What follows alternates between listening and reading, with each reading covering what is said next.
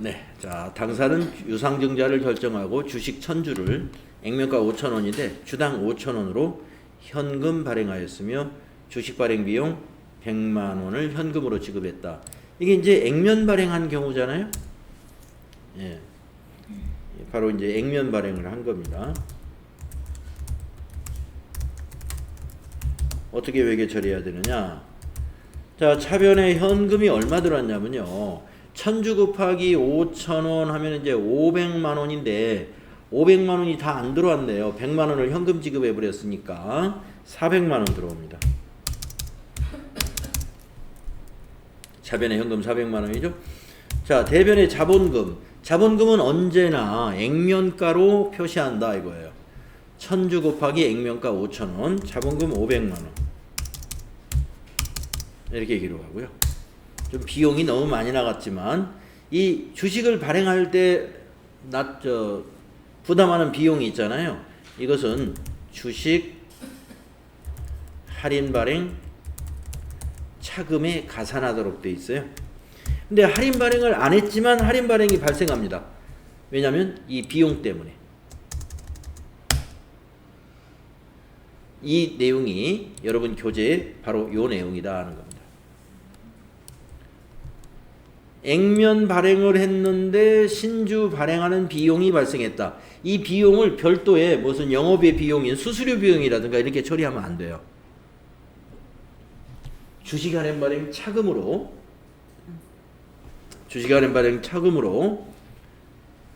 해야 됩니다. 그 주식 할인 발행 차금은 뭐에 해당이 돼요? 우리가 자본 조정에 해당되는 개념 과목이죠. 자본 조정. 그 얘기예요.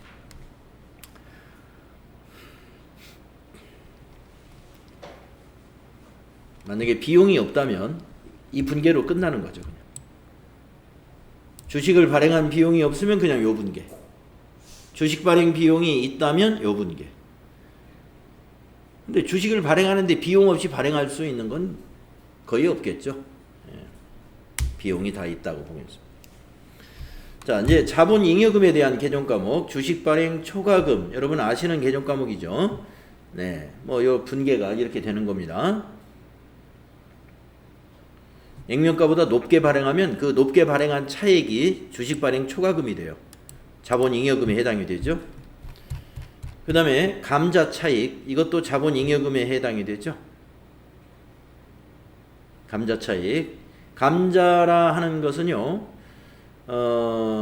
자본금을 감소시키는 것이 감자인데, 어떻게 자본금을 감소시키느냐면은 주식을 소각을 해야 자본금이 감소됩니다. 예, 주식을 소각을 하고, 그러면 그 주식이 누구예요? 주주 거잖아요. 그럼 주주에게 어때요? 그 주식 대금을 반환을 해줘야 되겠죠? 그게 여기 현금으로 나가는 거예요. 만약에 액면가 5,000원짜리 주식 한 주를 사가지고 소각했어요. 그러면 자본금은 5,000원 감소하고, 그런데 주주한테 이거를 4,000원에 샀어요. 액면가보다 싸게. 그것이 1,000원이 감자 차익으로 인식합니다.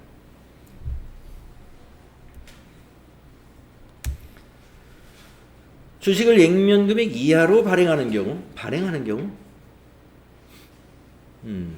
뭐 요거는 지금 감자 발행하는 경우가 아니니까. 감자 차익, 감자 차손. 요거는 좀 주제가 완전히 틀렸습니다. 요거는. 네. 요건 아예 지워버리세요. 거기 주식을 액면금액 이하로 발행한다는 주제가 아니고, 이게 무슨 얘기냐. 기존의 감자 차익을 의미한다. 감자 차손. 감자 차익이 있고 감자 차손이 있다.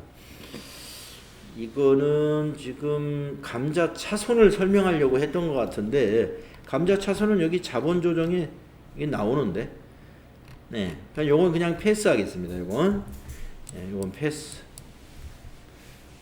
뭘 설명하려고 했는지 알 거는 같은데, 요게 이제 감자 차익하고 감자 차손은 서로 상계 처리해야 돼요.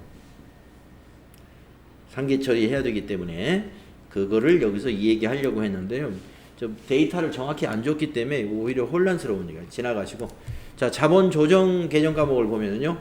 주식 할인 발행 차금이 자본 조정이죠. 액면가 이하로 발행했을 때 이렇게 분계가 되잖아요. 액면가 이하로 발행하면 차변에 주식 할인 발행 차금이라는 자본 조정이 개정 과목이 나타납니다. 그 다음에 감자 차손은 아까 감자 차익의 반대죠. 자본 조정인데 5,000원짜리 주식을 한 주를 얼마에 샀냐면 6,000원에 샀어요. 그래가지고 소각했습니다. 그러면 감자 차손 1,000원 이렇게 발생하죠.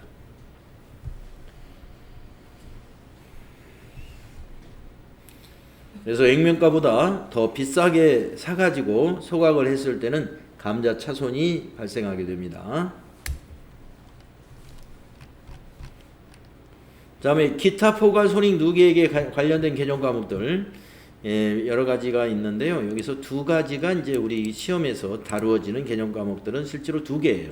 매도가능증권 평가 손익, 그 다음에 우리가 어제인가요? 유형자산에서 재평가 유형으로 재평가 모델로 우리가 유형자산을 평가할 때 가격이 상승한 부분이 재평가 잉여금으로 인식되죠. 네. 그래서 재평가 잉여금은 한번 읽어볼까요? 유형자산을 재평가 모형에 따라 공정가치로 평가할 경우 공정가치가 상승하여 발생하는 재평가 이익은 기타 포괄 손익으로 인식을 합니다. 그 기타 포괄 손익의 개정 과목이 바로 재평가 잉여금이에요. 그리고 공정가치가 하락하여 발생하는 재평가 손실은 당기의 손익으로 인식한다. 그러니까 자본이 아니다 하는 겁니다. 재평가 손실은 손익계산서로 가는 것이고 재평가 잉여금은 자본으로 표시한다.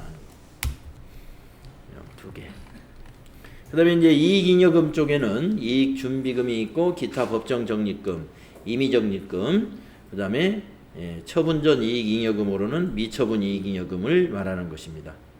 이 미처분 이익잉여금을 가지고 주식을 현금 배당도 하고 주식 배당도 하고 그러죠. 자, 배당에 관한 것을 보겠습니다. 자, 배당이란 이익을 주주에게 보상 차원에서 지급하는 것이죠.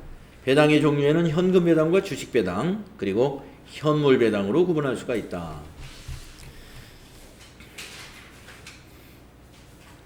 네, 현금 배당 쭉 설명을 해놨는데 한번 읽어보고 지나가 보겠습니다.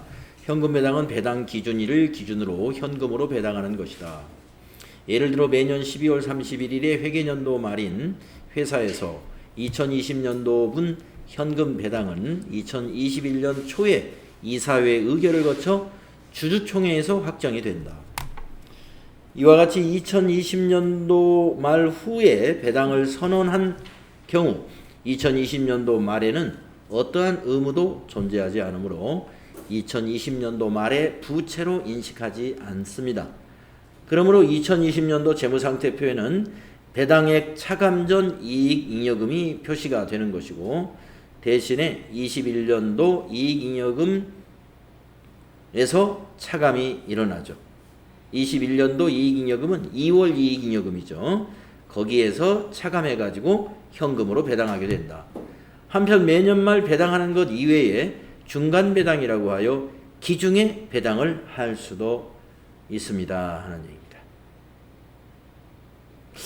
현금 배당 회계 처리 여러분 옛날에 FAT 1급 할 때 요거 한번 제가 정리를 해드린 것 같은데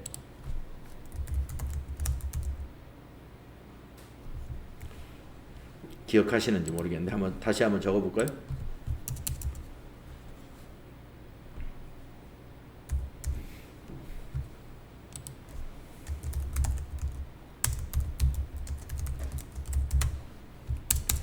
자, 현금 배당 회계 처리는 지금 보시다시피 2021년도에 배당을 하는 것은 2021년도에 배당하는 것은 2020년도의 실적을 가지고 배당하는 거란 말이에요. 2020년도 실적을 가지고. 근데 2020년도 말에는 배당이 결정이 안 돼요. 결정이 안 되고 언제 했냐면 2021년 올해 초에 이사회의에서 의결을 하고 그 의결된 내용을 주주총회에서 확정을 해가지고 2021년도 2월 만약에 25일 날 주주총회를 한다 그러면 2월 25일 날 그 배당이 확정이 됩니다. 현금 배당이. 그러면 이제 현금 배당이 확정이 됐을 때 회계 처리를 하는데 그때 바로 여기서 말하는 부채로 인식한다는 거예요. 20년도에는 부채가 아니지만 21년도에 부채로 인식을 합니다. 자, 어떻게 회계 처리되는가? 현금 배당의 회계 처리를 보면요. 가령 2021년도 2월 25 주주총회에서 현금 배당 규모가 10억이라고 보겠습니다. 10억을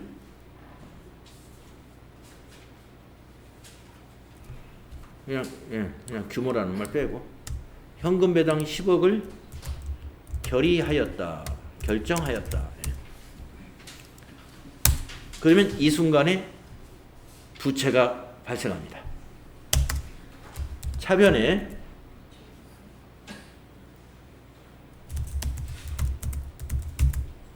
(2월) 이익잉여금. 자, 2월 이익잉여금을 쓰는 이유는 바로 2021년도에 이익잉여금에서 차감해가지고 배당을 해주는 거거든요. 그러면 2021년도의 이익잉여금은 전기에서 넘어올 때 2월 이익잉여금이라는 계정과목 형태로 넘어와요. 그래서 2월 이익잉여금을 10억을 감소시키는 겁니다. 현금 배당을 결의하면 바로 자본이 감소되고 대변에는 오늘 현금을 주는 게 아니니까 미지급 배당금으로 인식합니다. 미지급 배당금이 여기서 말하는 부채가 된다는 거죠.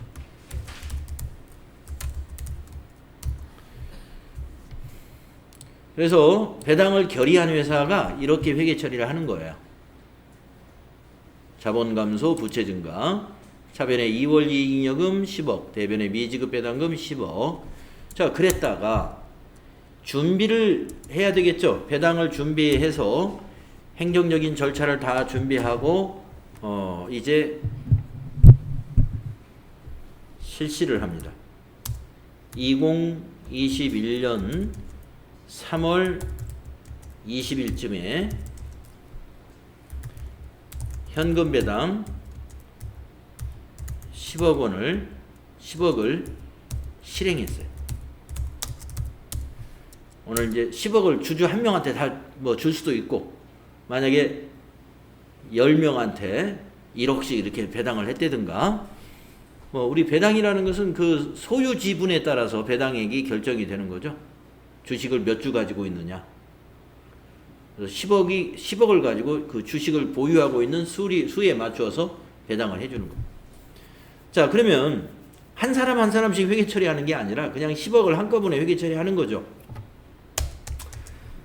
자, 오늘 전부 다 주주들 통장으로 넣어줬어요. 각각. 그러면 차변에 미지급 배당금이 와야 되겠죠. 이제 부채를 갚았습니다. 부채 감소가 되죠. 대변에는 이제 회사 통장에서 돈이 나가야죠. 보통액 10억. 이렇게 자산이 유출됩니다. 현금 배당을 하게 되면 자산이 감소가 돼요. 그래서 결과적으로 이 두 개의 계정 과목은 부채가 발생했다가 부채가 없어졌기 때문에 이게 약분이 되면 돼버리는 거고, 남는 것은 자본이 감소되고 그만큼의 자산이 감소하므로 회사의 이 현금 배당이라는 것은 회사의 규모가 줄어드는 거예요. 그만큼. 예. 자기 회사 살림을 주주들에게 나눠주는 거죠. 실질적인 현금 배당이 되는 겁니다. 자, 이것이 이제 현금 배당의 회계 처리입니다. 자, 그러면 그 밑에 이제 주식 배당도 한번 보겠습니다. 주식 배당이란 영업활동의 결과로 발생한 이익을 현금으로 배분하지 않고 새로이 발행하는 주식으로 주주에게 그 지분 비율에 따라 무상으로 배분하는 것을 말한다.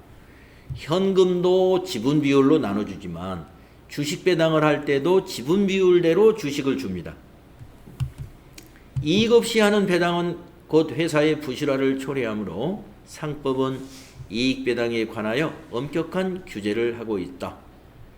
주식 배당을 실시하는 기업 입장에서는 무상증자와 다름이 없으므로 회사의 자본 구성 내용의 변동을 가져올 뿐 자본 자체의 변동은 없습니다.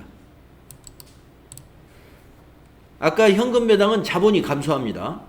그런데 주식 배당은 자본이 감소하지 않아요. 또한 주식 배당은 수령한 자 입장에서는 자산의 증가로 보지 아니하고 주식 수만 조정합니다. 받는 사람 입장에서는 주식 배당액도 주주총회에서 결정될 때 일반적으로 회계연도 초에 결정이 되므로 기말에는 별도의 회계 처리가 없습니다. 발행 주식의 액면금액을 배당액으로 하여 자본금의 증가와 이익잉여금의 감소로만 회계 처리한다. 그래서 자본금 증가하면서 이익잉여금 감소하니까 두 개가 다 자본이잖아요. 그러니까 자본의 변동이 없어요. 이 분계를 한번 해보겠습니다. 자, 근데 아까 이 회사의 부실화를 초래함으로 상법은 이익배당에 관해서 엄격한 규제를 하고 있다. 이 상법에 의해서 규제하고 있는 내용은 어떤 것이 있냐면요. 여기 현금 배당 시에 이런 것이 또 있습니다. 현금 배당액의 10% 이상을 이익 준비금으로 법정 적립하는 것이 상법에 규정되어 있어요.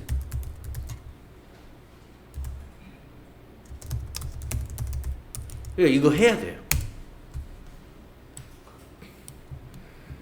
현금 배당의 10% 이상을 이익 준비금이라고 하는 법정 적립금으로 적립을 해둬야 돼요.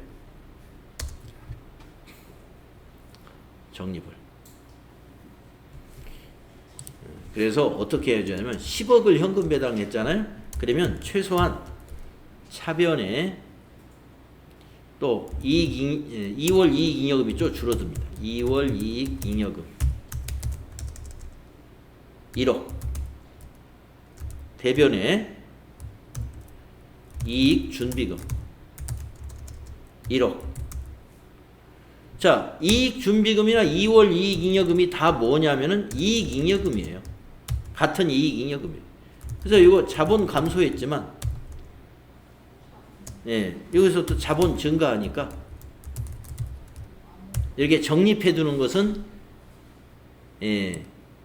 적립해 주는 것은 자본에 영향이 없습니다. 자, 그래서 현금 배당 시에 이렇게 이익 준비금을 10% 이상 적립해야 된다는 거 여러분 기억해 주세요. 자, 이제 그 주식 배당을 한번 정리해 보겠습니다. 주식 배당. 아까는 현금 배당의 회계 처리를 알아봤고요. 이번에는 주식 배당의 한번 회계 처리 한번 정리해 보겠습니다. 주식 배당의 회계 처리. 자, 이것도 1. 주식 배당을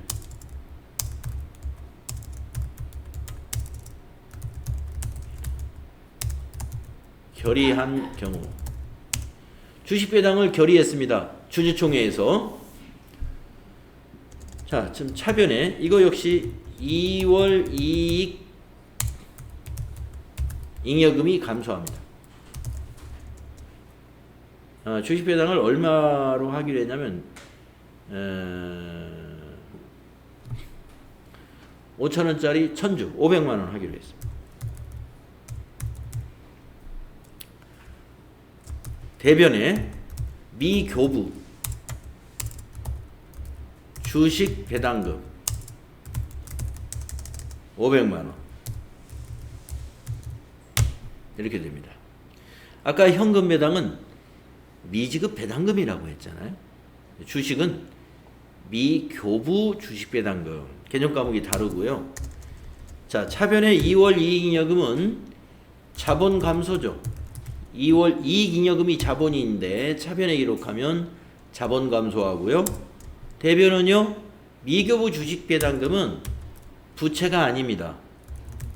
예, 자본 조정입니다. 이게 자본 조정이에요. 그래서 자본 조정이니까 이게 지금 자본이 대변에 왔으니까 자본 증가한 거죠. 그러니까 자본의 변동이 없습니다. 자본 감소, 자본 증가. 자, 그래가지고 이제 준비 기간을 거쳐서 주식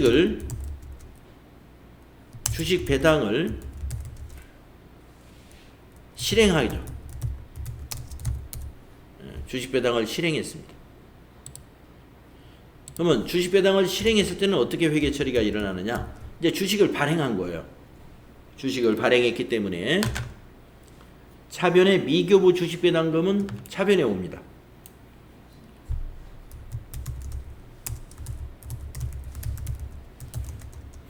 $500만원 차변에 오고,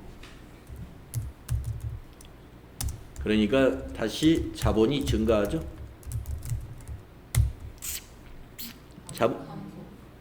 감소하죠. 예. 차변에 왔으니까 자본이 차변에 왔어요. 자, 대변에 주식을 발행했으니까 주식을 발행하면 액면가로 자본금을 표시하죠. 500만. 이건 이렇게 되는 겁니다. 그래서 대변에 자본금이 가니까 이건 자본 증가. 그래서 주식 배당을 결의할 때도 차변의 자본 감소, 대변의 자본 증가. 주식 배당을 실행할 때도 차변의 자본 감소, 똑같은 금액이 자본 증가. 주식 배당은 자본의 변화가 없다.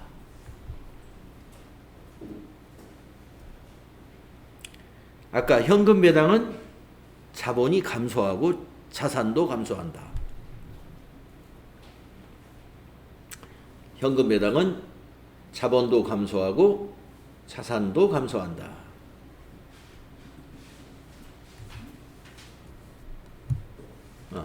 여기서 자본 감소하고 자산 감소하는 게 현금 배당입니다. 주식 배당은 왜 자본에 영향이 없다고 하는지 아시겠죠? 같은 자본끼리의 변동이에요.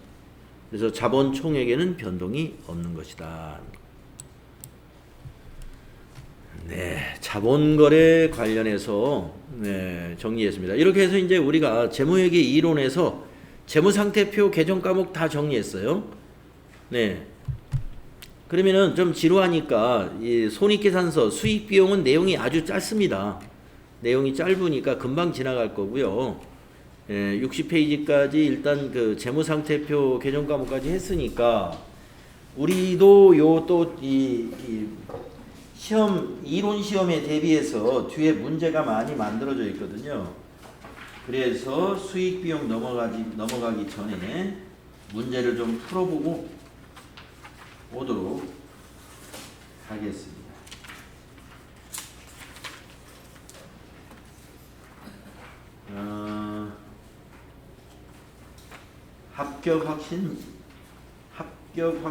이론 실전 문제라고 되어 있을 겁니다. 이론 실전 문제.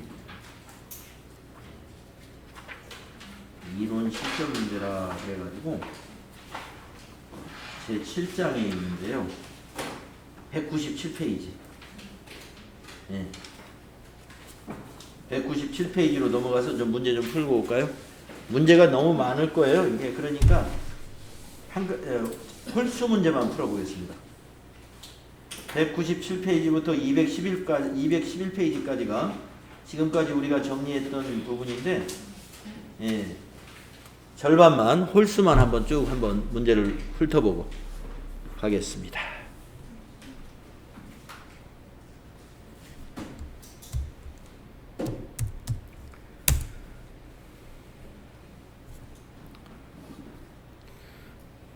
아마 문제 중에는 FAT 1급에서 다루어졌던 문제하고 좀 중복이 될 겁니다.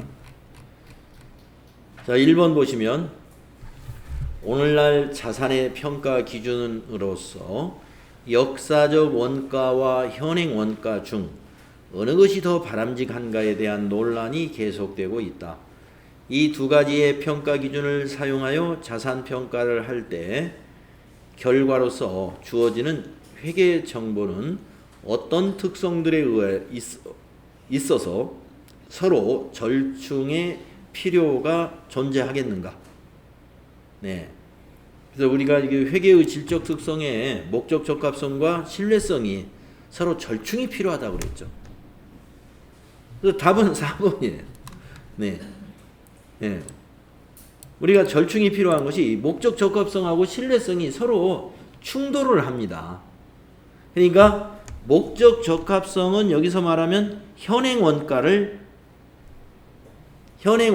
적용한다 그러면 목적 적합성하고 부합이 되는 것이고, 역사적 원가를 적용한다라고 하면은 신뢰성에 부합이 되는 거예요. 그러니까 이제 역사적 원가는 과거에 거래가 있었던 사실이죠. 근데 현행 원가라는 것은 공정가치를 말하는 건데, 공정가치라는 것은 현재 시가가 그렇다는 거죠. 시가는 아직 거래가 일어나진 않은 상태죠. 네, 그래서 이것은 목적 적합성과 신뢰성 이야기입니다. 절충이 필요한 것은 뭐냐? 목적 적합성과 신뢰성. 다음에 3번 문제 볼까요? 다음 중 회계 정보의 질적 특성과 관련하여 잘못 설명하고 있는 것은? 1번 주요 질적 특성에는 신뢰성과 목적 적합성이 있다. 맞습니다.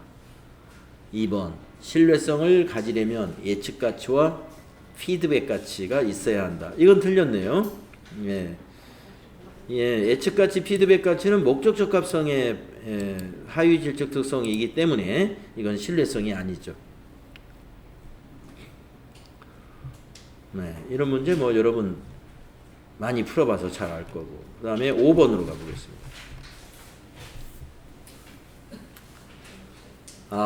재무회계의 기본 가정에 대한 설명 중 바르지 않은 것은?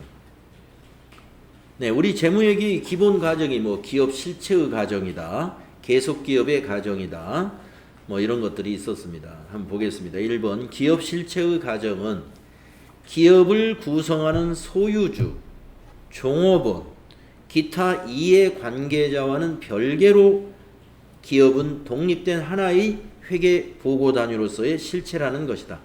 맞아요. 이게 기업 실체의 가정입니다. 2번 계속 기업의 가정은 시가를 근거로 한 적시성 있는 회계 정보를 산출할 수 있게 해주는 중요한 가정이다.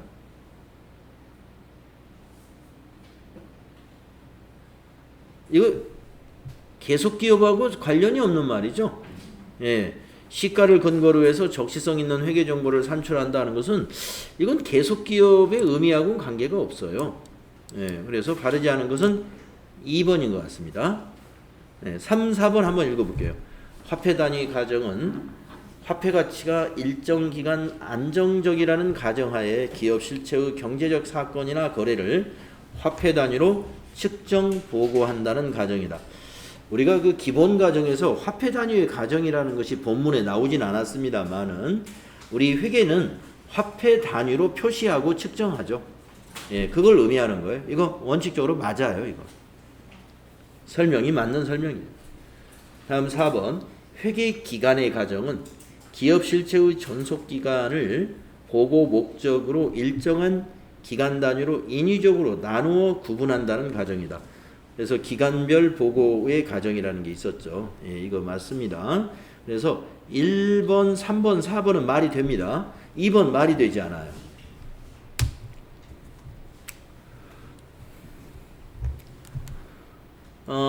여러분이 이 FAT 1급의 이론에서 풀었던 이론 문제에 비하면 TAT 2급은 상당히 이렇게 설명하는 이 지문들의 수준이 좀 높다고 그럴까요?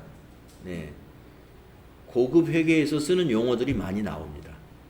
네. 여기에 이제 여러분들이 좀 익숙해져야 돼요. 자, 7번.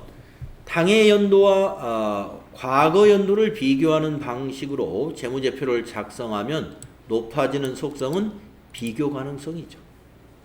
예. 당해와 과거를 비교하는 거니까 비교 가능성인 거. 다음에 재무제표 문제 1번부터 또 보겠습니다. 토지의 보유 성격을 따를 때 자산의 분류상 표시될 수 없는 항목은 뭐냐? 자, 토지가 분류될 수 없는 것을 찾아봐라 이거예요. 무형자산이네. 토지는 유형의 자산이기 때문에 무형자산으로는 절대로 분류될 수가 없죠. 예. 자, 토지가 재고자산이 되는 경우는 있을 수 있다고 그랬죠. 집을 지어서 건설회사. 건설회사가 집 지으려고 토지를 샀어요. 분양하려고. 집을 지어서 분양하려고. 그러면 그 토지는 재고자산이 된다고 그랬습니다. 토지를 업무에 사용할 목적으로 샀으면 유형자산이요. 토지를 투자할 목적으로 샀으면 투자자산인 것이죠. 그러나 무형자산은 될 수 없겠다. 3번 문제 가보세요. 다음 재무제표의 표시 방법에 대한 설명 중 옳지 않은 것은 현금 흐름표를 제외하고는 발생기준 회계를 사용하여 재무제표를 작성한다. 맞아요. 성격이 유사한 항목은 중요성 분류에 따라 재무제표를 구분하여 표시한다. 성격이 유사한 항목은 중요성 분류에 따라서 통합하여 표시한다. 그래야 말이 되지 않나. 아무튼 이게 좀 이상하죠? 예, 통합하여 표시한다 해야 말이 될 것 같은데 예, 옳지 않은 것을 찾으라고 그랬죠. 자, 3, 4번도 한번 읽어보겠습니다. 현금 흐름표는 영업활동 현금 흐름, 투자활동 현금 흐름, 재무활동 현금 흐름에 대한 정보를 제공한다. 맞아요. 투자활동 현금 흐름은 주주, 채권자 등의 미래 현금 흐름에 대한 청구권을 예측하는데 유용한 정보를 제공한다. 예, 맞습니다. 네, 2번이 틀린 것 같아요. 예, 확실하게. 예, 성격이 유사한 항목은 중요성 분류에 따라 재무제표에 통합하여 표시할 수 있습니다. 예, 그래서 이게 잘못된 거예요. 다음에 5번 문제로 가보겠습니다. 다음 재무제표 표시에 대한 설명 중 옳은 것은 자산과 부채의 상계 표시는 원칙적으로 허용하나요? 원칙적으로 총액으로 표시합니다. 틀렸어요. 또 2번 재고자산의 원가 결정 방법은 선입선출법을 사용하였다라는 설명 문장은 주석사항의 한 예이다. 맞습니다. 우리가 선입선출법을 사용했다 이런 부분은 주석으로 표시하는 거예요. 옳은 것은 2번이네요. 그럼 3번 가지급금 또는 가수금 등의 미결산 항목은 그 내용을 나타내는 적절한 과목이 없을 경우에 그대로 사용할 수 있다. 안 되죠. 반드시 적절한 개정 과목으로 대체시켜야 됩니다. 결산 때는. 네 번째, 손익계산서의 기본 구조에서 매출 총이익, 영업이익. 영업이익 다음에는 법인세 차감전 이익이죠. 이 경상이익 없습니다. 법인세 차감전 이익, 당기순이익 순으로 이익을 기재한다. 네. 그래서 4번이 또 틀렸습니다. 옳은 것은 2번이네요. 자, 7번 보겠습니다. 유동자산에 대한 설명 중 틀린 것은? 여러분 유동자산 뭔지 아시잖아요? 사용에 제한이 없는 현금 및 현금성 자산은 유동이다. 맞습니다. 영업주기는 반드시 1년을 초과하지 않는다. 이렇지는 않습니다. 영업주기라 하는 것은요, 보통 대부분 다 1년 이내지만은 그 업종에 따라서는 영업주기가 1년을 초과하는 영업도 있어요. 건설업이라든가 조선업이라든가 이런 업종은 영업주기가 굉장히 깁니다. 2번이 틀렸다. 나머지는 다 맞습니다.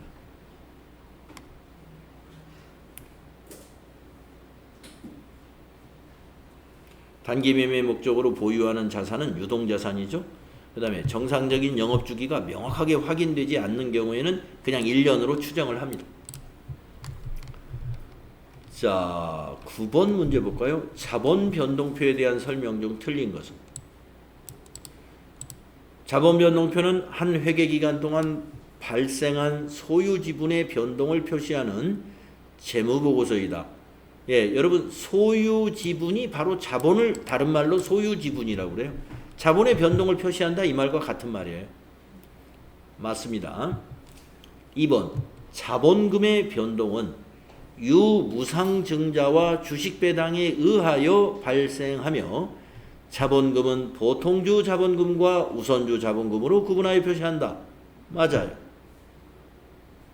세 번째, 자본잉여금의 변동은 유무상증자, 결손금 처리 등에 의하여 발생하며 주식발행 초과금과 기타 자본잉여금으로 구분하여 표시한다. 맞아요.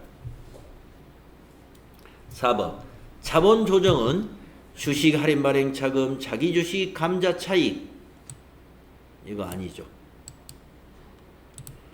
자기주식 처분이익, 이것도 아니죠.